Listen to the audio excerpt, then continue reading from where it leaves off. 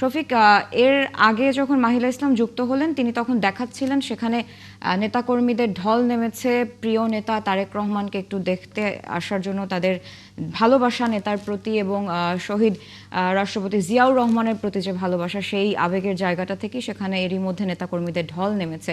এই মুহূর্তে আপনি যে প্রান্তে রয়েছেন সেখানের চিত্রটা কেমন দেখছেন, সবকিছু মিলিয়ে জানাবেন। নিরাপত্তা ব্যবস্থা কেমন দেখছেন, জানাবেন আপডেট।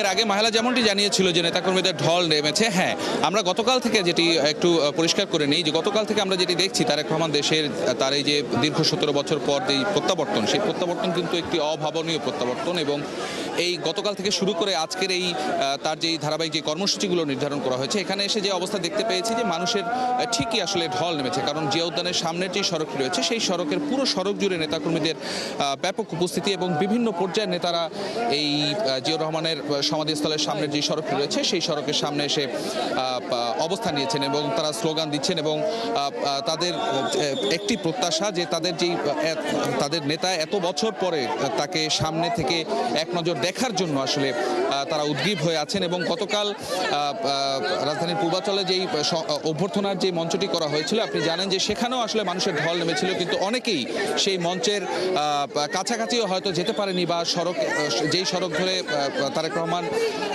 বিমানবন্দর থেকে সেই অভ্যর্থনা স্থলে পৌঁছায় সেই গাড়ি বহরেও আসলে তাকে অনেকেই কাছ থেকে দেখতে পারেনি। সেক্ষেত্রে আজকে এখানে অনেকেই এসেছেন যারা কালকে যারা মিস করেছেন, তারা মূলত আজকে তাদের প্রিয় নেতাকে এক নজর দেখতে চান। একটা বিষয় বলতে চাই সারা, 2006 সালে সবশেষ বিএনপির ভারপ্রাপ্ত চেয়ারম্যান জনাব তারেক রহমান তিনি এই জিয়া উদ্যানে যেই শহীদ রাষ্ট্রপতি জিয়াউর রহমানের যে সমাধিস্থল, এই সমাধিস্থলের এখানে এসেছিলেন এবং সবশেষ তিনি এখানে 2006 সালেই তার মাজার জিয়ারত করেন। এর পরবর্তীতে কিন্তু আপনি জানেন যে 2007-এ যখন ক্ষমতার পট পরিবর্তনে 111-এর সরকার যখন ক্ষমতায় আসে, এরপরে কিন্তু প্রতিহিংসা বা আক্রোশ যাই বলেন না কেন, তারেক রহমান তখন যে নির্যাতনের শিকার হয়েছে রিমান্ডে, এর পরবর্তীতে তাকে লন্ডন চলে যেতে বাধ্য হয়েছিলেন তিনি। এবং পরবর্তীতে আওয়ামী লীগ সরকার ক্ষমতায় আসার পরে কিন্তু তাদের রোশানলের তারেক রহমানের আর দেশে ফেরা হয়নি। তবে 5 আগস্ট পরবর্তী যেই সময় ফ্যাসিস্ট সরকারের পতনের পর যেই অবস্থা তৈরি হয়েছে, সেই অবস্থার প্রেক্ষিতে কিন্তু তারেক রহমান দেশে ফিরেছেন। এবং গতকাল আপনারা দেখেছেন, দর্শকরাও দেখেছে, সবাই পুরো দেশবাসী দেখেছে যে কি রাজসিক প্রত্যাবর্তন তারেক রহমানের, তার প্রতি মানুষের যেই ভালোবাসা, যেই আবেগ, সেটি আসলে গতকাল আমরা সড়ক জুড়ে দেখেছিলাম। আজকে তারেক রহমানের যে কর্মসূচি নির্ধারণ করা হয়েছে, আজকে বাদ জুমা এই জিয়া উদ্যান রাষ্ট্রপতি এখানে যে তিনি আসবেন এবং এখানে তার কবর জিয়ারত করবেন। এর পরবর্তীতে এখান থেকে জাতীয় স্মৃতিসৌধে শ্রদ্ধা জানাতে যাওয়ার কথা রয়েছে তারেক রহমানের, এবং সেটি এই মাজার জিয়ারতের পরেই এখান থেকে তার যাওয়ার কথা রয়েছে। আমরা এখানে সিনিয়র অনেক নেতৃবৃন্দ এসেছেন। কিছুক্ষণ আগে বিএনপি মহাসচিব মির্জা ফখরুল ইসলাম আলমগীর তিনি কথা বলছিলেন গণমাধ্যমের সঙ্গে এবং তিনি যেমনটি জানাচ্ছিলেন যে গণতন্ত্র পুনরুদ্ধারের যে যাত্রা, সেই যাত্রায় তারেক রহমানের হাত ধরেই বাংলাদেশে পুনরায় গণতন্ত্র প্রতিষ্ঠা হবে, এমনটি তিনি প্রত্যাশা করেছেন। এবং গতকাল যেহেতু তারেক রহমান তার বক্তব্যে বলেছেন যে সে একটি পরিকল্পনা নিয়ে এই দেশে এসেছেন এবং দেশ এবং দেশের মানুষের জন্য তিনি একটি পরিকল্পনা নিয়ে এসেছেন। সেই পরিকল্পনা কিভাবে বাস্তবায়ন করা যায়, যদি বাস্তবায়ন করতেই হয় সেক্ষেত্রে আগামী যে জাতীয় সংসদ নির্বাচন, সেই সংসদ নির্বাচনে বিএনপিকে জয়ী হতে হবে এবং পরবর্তীতে তাদের যে পরিকল্পনা সেটি বাস্তবায়নে তাদের পদক্ষেপ নিতে হবে। অনেক নেতাকর্মীদের সাথে আমাদের কথা হয়েছে। আমরা একটু এখানে অনেক মহিলা নেত্রী রয়েছেন, আমরা একটু কথা বলতে চাই। এতদিন তো অনেকদিন পরে তিনি দেশে এসেছেন, আমরা অনেকদিন পরে আমাদের যে কত আনন্দ সেটা ভাষায় বলতে পারবো না। সরকার বলছিল শেখ হাসিনা তারেক জিয়া জীবনে বাংলাদেশ আসতে পারবে না, এখন কোথায় আমাদের তারেক জিয়া নেতা আমাদের ঠিকই আমাদের বাংলাদেশে হাজির হয়েছে। শেখ হাসিনা কোথায় গেল? আল্লাহ ছাড় দেয়, ছেড়ে দেয় না, ইনশাল্লাহ।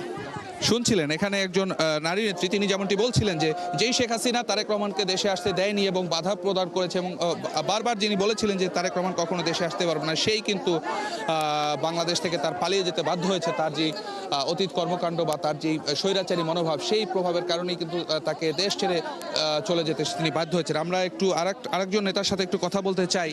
একটু যদি বলেন যে আপনারা দীর্ঘদিন আপনাদের নেতা দেশের বাইরে, অনেকদিন পরে তাকে কাছ থেকে পেয়েছেন আপনারা? কেমন লাগছে আসলে?